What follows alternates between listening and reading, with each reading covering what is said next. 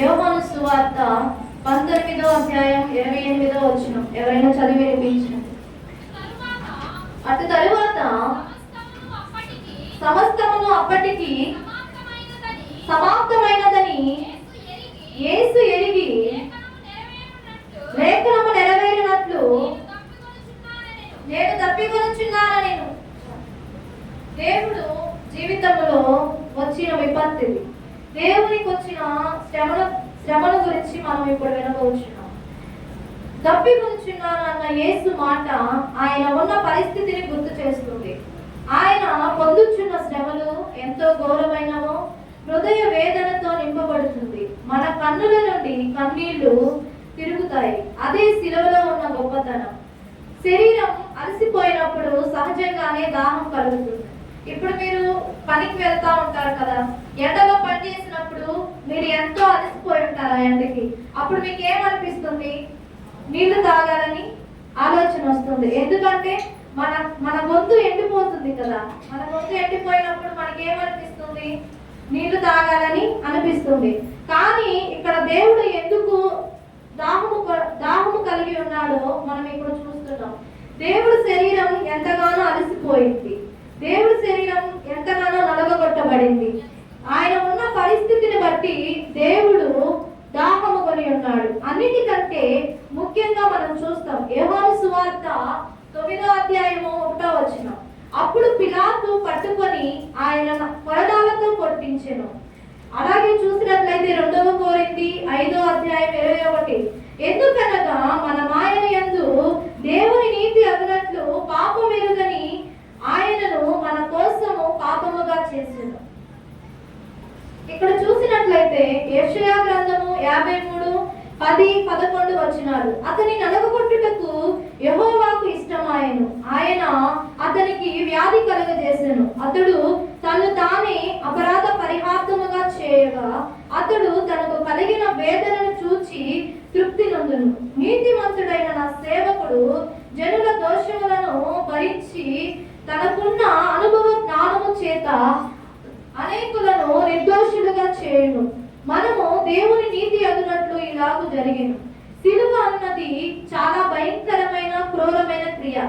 ఆయన సిలువ మీద 6 గంటలు వేలాడాడు.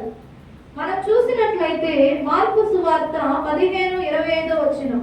ఆయనను సిలువ వేసినప్పుడు పగలు 9 గంటలు ఆయన తన బరువైన శరీరమును సిలువపై నుండి వేలాడుచుండగా పలుకు శరీర వేదనను అనుభవిస్తూనే ఉన్నాడు. భోజనము లేకపోయినా కొన్ని దినాలు మాత్రం బ్రతకగలడు. కానీ నీరు లేకపోతే జీవించడం చాలా కష్టం. దేహములో జలము పోయినందున దీనిని జలరాహిత్య అంటారు. ఈ డిహైడ్రేషన్ వలన ప్రాణం పోయే ప్రమాదం ఉన్నదని, నీటిలో ప్రాణవాయువు ఉన్నట్టు శాస్త్రంలో మనం చూస్తున్నాం. దేహములోని కణాలలో జీవ ప్రధానమైన నీరు ఉంటుంది. మానవ శరీరంలో శాస్త్ర ప్రకారం 3/2 నీరు. మన శరీరంలో నీరు 10% తగ్గితే ప్రమాదకరం. అట్లానే 20% తగ్గితే మనిషి చనిపోయే ప్రమాదం ఉన్నదని ప్రతిరోజు కనీసం 8 లేక 10 గ్లాసులు నీరు అవసరమై ఉంటుంది. నేను తప్పికొనుచున్నానన్న ఈ శరీర అవసరము యేసయ్య మానవుడు అనే విషయాన్ని మనకు గుర్తు చేస్తుంది. ప్రభువులో మానవత్వం దైవత్వం 2 ఉన్నాయి. ఇది లేఖన సారము. నేను తప్పికొనుచున్నాను. ఈ మాట ప్రవచన నెరవేర్పు జరిగెను. మనం చూసినట్లయితే కీర్తనల గ్రంథము 22వ అధ్యాయం 15వ వచనం.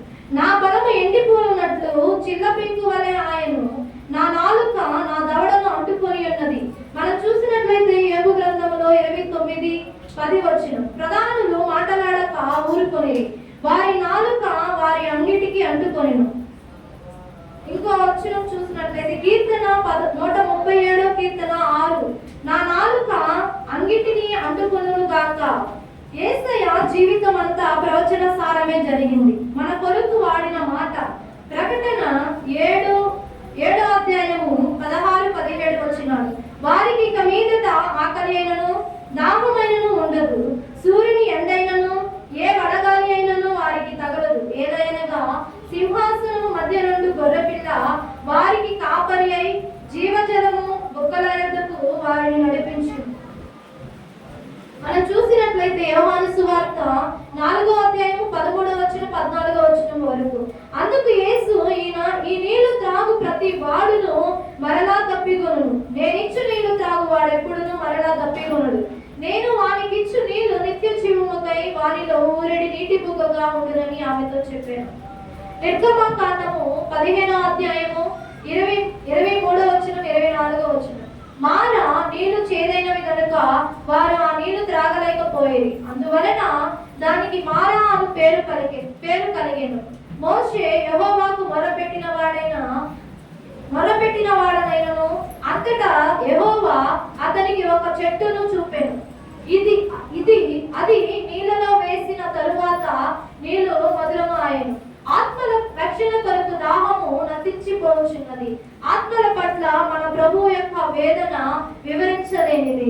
యేసు రక్తముల కడుగుబడుట ద్వారా నూతన జీవము పొందిన వారిని తన కృపలో మహిమ రాజ్యములో ప్రవేశింపజేయ నిమిత్తము తప్పికొనిన వారులారా నీళ్ల యొద్దకు రండి, నేను నీకు నీళ్ళిచ్చేదను.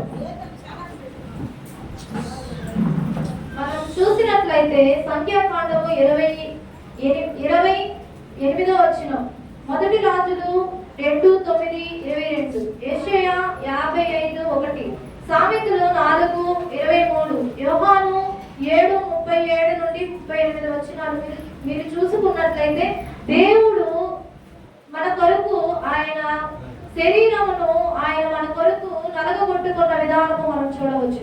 ఇలారా మనము చూసినవన్నీ మన దైనందిన జీవితంలో ఎదురుపడే చేదు అనుభవాలే. మన సమస్యలకు చేదు అనుభవాలను సిలువలో వేలాడుచున్న యేసు జవాబు. యేసు మన ద్వారా మన పట్ల ఏమి కోరుకుంటున్నాడంటే యాకోబు బావి దగ్గర దప్పిక. దాని అర్థం ఏంటంటే ఆరాధన. దేవుడు మన ద్వారా ఆరాధన ఆయన పొందుకోవాలని దప్పి కలిగి ఉన్నాడు. యోహాను సువార్త 4:7లో చూసినట్లయితే ఆరాధన కొరకు దేవుడు దప్పికొని ఉన్నాడు. సిలువ రెండవ దప్పిక ఏంటంటే సిలువ మీద యేసు పొందిన దప్పిక ఏదనగా ఆత్మలకు రక్షణ కొరకైన దప్పిక. ఆయన ఆత్మల కొరకు దప్పిక కలిగి ఉన్నాడు. యోహాను సువార్త 19:28 చూసినట్లయితే దేవుడు ఆత్మల కొరకు ఎంత భయంకరముగా దప్పిక కలిగి ఉన్నాడో మనకు అర్థమవుతుంది. 3వ దప్పిక రాకడ తీర్పులోని దప్పిక. దాని అర్థం ఏంటంటే ఆత్మక్రియల దప్పిక. మనము ఆత్మలో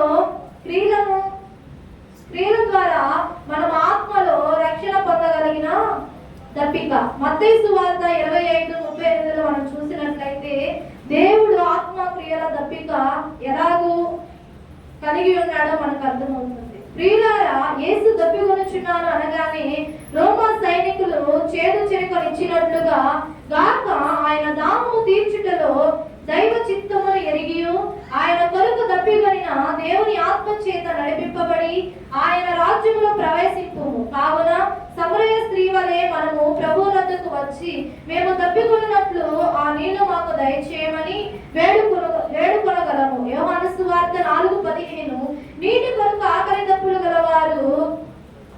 దప్పులు కలిగి జీవించినట్లయినా మన దప్పిక తీర్చబడి తృప్తిపరచబడును. యోహాను 5:6 కనుక ఆయన ఇచ్చు జలము మనలో ఊరిడి నీటి బుగ్గ వలె ఉండును. యోహాను సువార్త 4:14లో చూసినట్లయితే ఆయన దప్పికలో పాలువారు కావాలనని ప్రార్థించుదుము. దేవుడు తన పరిశుద్ధ వాక్యము దీవించును గాక. కళ్ళు మూసుకున్నట్లయితే ప్రార్థన చేస్తున్నాం.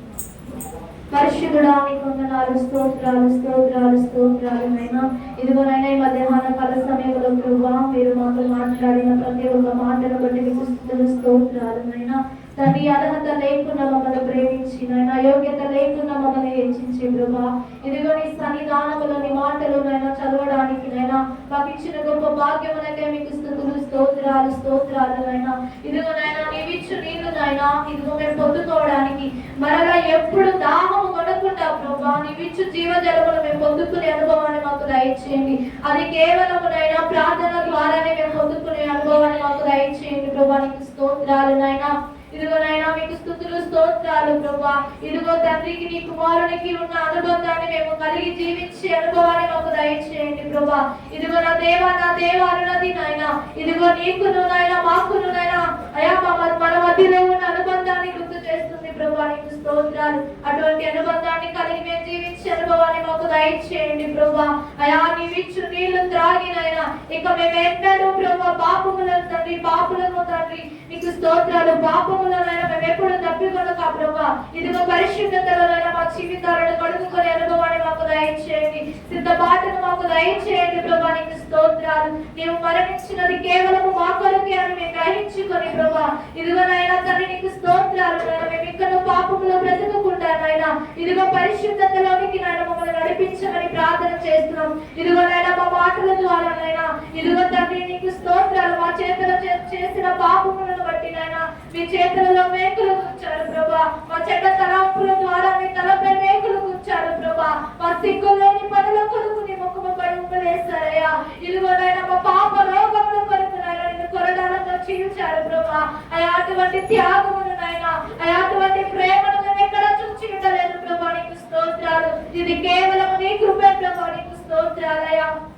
ఇదిగో నాయన మేమందరము నాయన అయా ఇక్కడ ప్రభా ఇదిగో పాపములో పట్టబడుకుంటా ప్రభా, పాపములో పట్టబడుకుంటా ప్రభా. నీకు స్తోత్రాలు నాయన. నీ పరిశుద్ధ అలంకరణ ధరించుకొని నాయన నీ కొరకు నాయన తండ్రి నాయన నీకు స్తోత్రాలు. పంపించబడిన ఓపిక తండ్రి పంటలో ఓపికతో పరిగెత్తే అనుభవాన్ని మాకు దయచేయమని, ఇక్కడున్న ప్రతి ఒక్క బిడ్డ మీద నీ పరిశుద్ధ ఆత్మ చేత నింపమని, అయ్యా ఇక్కడున్న ప్రతి ఒక్క బిడ్డ మీద నీ అగ్ని అభిషేకం రగిలించమని ప్రార్థన చేస్తున్నాం నాయన. నీకు వందనాలు. ఇదిగో నాయన చదివిన ప్రతి ఒక్క మాట నాయన, ఇదిగో నాయన మా జీవితాలలో జరుగులాగా మీరు సహాయం దయచేయండి. ఇదిగో నాయన చదవలసిన నాయన 2 మాటల్లో మీరు తోడుగా నడిపించి దీవించి ఆశీర్వదించండి. ఇదిగో చదువుతున్న వారికి శక్తిని బలాన్ని మీరు దయచేయమని నజరేయుడైన యేసుక్రీస్తు నామములో ప్రార్థించి అడిగి వేడుకొంచున్నాము తండ్రి. ఆమేన్.